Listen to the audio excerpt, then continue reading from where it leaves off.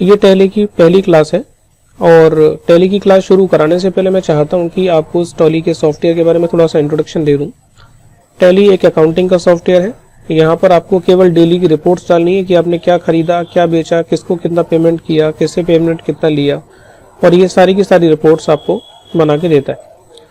Tally का जब भी आप इंटरफेस देखेंगे तो आपको सबसे पहले ये विंडो आएगी। जो सबसे पहला ऑप्शन है इसमें tally continue in education mode, tally को एजुकेशन मोड में चलाने का। एजुकेशन मोड टैली का फ्री ऑफ कॉस्ट है। इसके अंदर आप पूरी अकाउंटिंग कर सकते हैं, लेकिन महीने की पहली और दूसरी तारीख की ही एंट्री कर सकते हैं। यूज लाइसेंस फ्रॉम नेटवर्क का मतलब आप नेटवर्क से जुड़े हुए कई सारे सिस्टम्स पर एक साथ टैली चला सकते हैं। रीएक्टिवेट एग्जिस्टिंग लाइसेंस का मतलब अगर आपने पहले से टैली का कोई लाइसेंस खरीद के रखा हुआ था और आप इसे दोबारा से एक्टिवेट करना चाहते हैं तो इस ऑप्शन पे आप क्लिक करेंगे और टैली के नए लाइसेंस को लेने के लिए आप इस ऑप्शन पे क्लिक करेंगे। फिलहाल मैं टैली को एजुकेशन मोड में शुरू करना चाहता हूं, तो मैं कंटिन्यू इन एजुकेशन मोड पे क्लिक करूंगा। कंटिन्यू इन एजुकेशन मोड पर आप क्लिक करेंगे तो यहाँ पर सबसे पहला ऑप्शन आता है कंपनी क्रिएट करने का। टैली के अंदर आप एक से ज़्यादा कंपनियों को क्रिएट कर सकते हैं और सभी कंपनी के अलग अलग अकाउंट्स मैनेज कर सकते हैं। तो सबसे पहले हम क्रिएट कंपनी के ऑप्शन में जाएंगे और क्रिएट कंपनी के ऑप्शन में जाने के लिए मैं केवल एंटर बटन दबाऊंगा तो क्रिएट कंपनी वाले ऑप्शन में पहुंच जाऊंगा। क्योंकि देखिए क्रिएट कंपनी के पीछे येलो कलर की बाउंड्री आ रही है, इसका मतलब आप एंटर करेंगे तो इस ऑप्शन में जाएंगे। अगर आप अप एंड डाउन बटन दबाएंगे तो दूसरे ऑप्शन सेलेक्ट करके आप उनमें भी जा सकते हैं। तो फिलहाल हम क्रिएट कंपनी का बटन दबाते हैं और क्रिएट कंपनी का बटन दबाने के बाद हम देखेंगे कि हमारी कंपनी क्रिएशन की विंडो खुल गई है। यहाँ पर सबसे पहले हमें कंपनी का नाम टाइप करने के लिए बोल रहा है और ऊपर अगर आप देखेंगे तो ये कंपनी का पाथ दे रहा है, यानी कि जिस पाथ पर आपका डेटा स्टोर होगा वो पाथ इसने मुझे यहाँ दिया है। अब यहाँ पर मैं कोई कंपनी का नाम डाल देता हूँ, flame computer services. Mailing name का मतलब अगर आप कंपनी में कोई करेस्पॉन्डेंस करते हैं यानी कि पत्राचार करते हैं तो किस नाम से आपका लेटर जाएगा, तो जनरल इसी नाम से मेरा लेटर जाएगा, तो मैं इसको यही रहने देता हूँ। मेलिंग एड्रेस का मतलब जो भी कंपनी का एड्रेस है वो यहाँ डालेंगे। मैं इस फॉर्म को फिल कर लेता हूँ। First line, second line, third line, fourth line है तो डाल सकते हैं वरना छोड़ सकते हैं। इसके बाद मैं अपना स्टेट चूज करूँगा, pin code number, telephone number, mobile phone number, fax number, email ID, website. इसके बाद यहाँ पर फाइनेंशियल ईयर 1 अप्रैल से शुरू होता है। फाइनेंशियल ईयर की डेट डालेंगे। बुक्स बिगनिंग फ्रॉम का मतलब आपने खाते बनाना कब से शुरू किया, यानी कि जिस दिन भी आप कंपनी शुरू करेंगे उस दिन की डेट यहाँ पर डालेंगे। बेस करेंसी सिंबल हमारा इंडियन रुपीस और फॉर्मल नेम INR का मतलब Indian rupees. Base currency symbol हमारा ये रहेगा और INR का मतलब इंडियन रुपीस। देन इसके एंटर बटन दबा के हम एक्सेप्ट करेंगे। इस तरीके से हम कंपनी क्रिएट कर सकते हैं। ये स्क्रीन जो आपके सामने इतनी वाइट खुल रही है, जनरली इतनी वाइट नहीं खुलती क्योंकि मैं टैली को पहले भी यूज़ कर चुका हूँ, इसलिए मेरे सामने ये ऑप्शंस खुल रहे हैं। तो इन ऑप्शंस को मैं कर लेता हूँ नो। और अब ये बेसिक फीचर्स आपके सामने खुलेंगे। मेंटेन अकाउंट्स का मतलब आपको क्या टैली के अंदर अकाउंट्स मेंटेन करने। डेफिनेटली कंपनी के अंदर हम अकाउंट्स मेंटेन करना चाहते हैं तो उसे यस करेंगे। और इनेबल बिल वाइज एंट्री, इसे आप फिलहाल नो रहने देंगे। बाद के चैप्टर्स में बताऊंगा कि इन ऑप्शंस का क्या यूज़ है।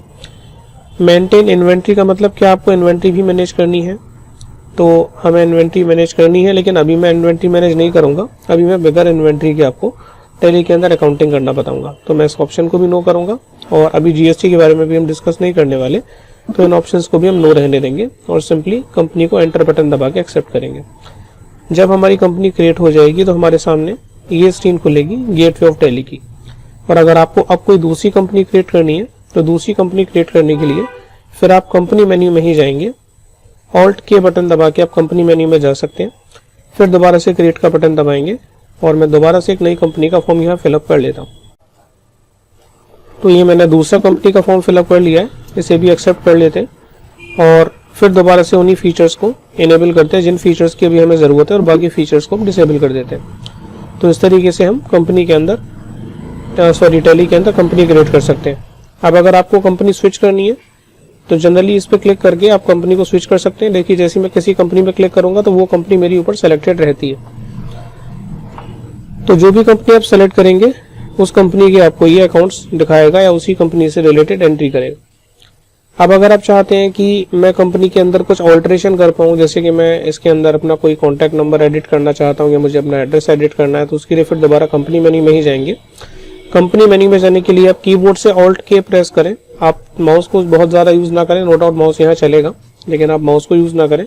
अगर आप कीबोर्ड यूज़ करें तो ज़्यादा अच्छा रहेगा, आप ज़्यादा से ज़्यादा तेज़ चला पाएंगे। तो अब मैं आ जाता हूँ ऑल्टरेशन वाले ऑप्शन में, और मुझे जैसे फ्लेम कंप्यूटर हार्डवेयर का एड्रेस चेंज करना है तो मैं यहाँ कर देता हूँ निरंजनपुरी अपोजिट जनकपुरी एरिया। इसके बाद अगर मुझे कोई और चेंज करना तो कर सकता हूँ, और अगर मुझे चेंजेस नहीं करना तो कंट्रोल ए बटन दबा के मैं इसे एक्सेप्ट कर सकता हूँ। तो इस तरीके से देखा हमने किसी भी कंपनी के अंदर ऑल्ट्रेशन कैसे किए जाते हैं। अब मैं आपको दिखा देता हूँ कि जो कंपनी के अंदर ऑल्ट्रेशन मैंने किए वो आए या नहीं आए। ऑल्ट के बटन दबाइए, फिर ऑल्टर में जाइए और देखिए कि जो मैंने चेंजेस किए थे अपोजिट जनकपुरी एरिया वो यहाँ पर आ रहा है। इसका मतलब हमारे ऑल्ट्रेशन इसने एक्सेप्ट कर लिया। मैंने फिर दोबारा कंट्रोल ए बटन दबाया इसको एक्सेप्ट करने के लिए।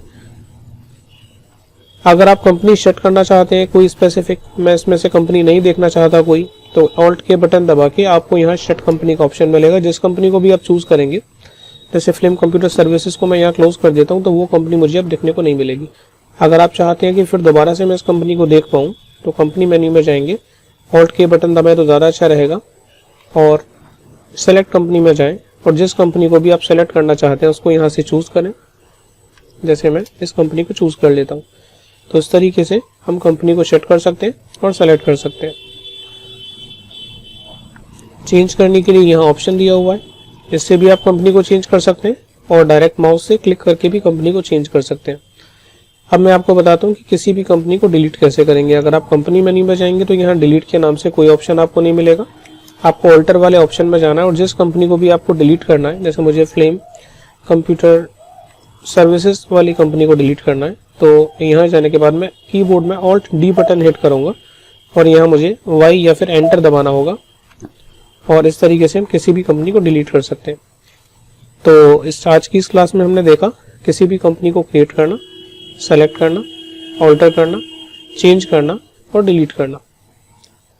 मिलते हैं अगली क्लास में जिसमें मैं आपको टैली के मास्टर्स को क्रिएट करना बताऊंगा।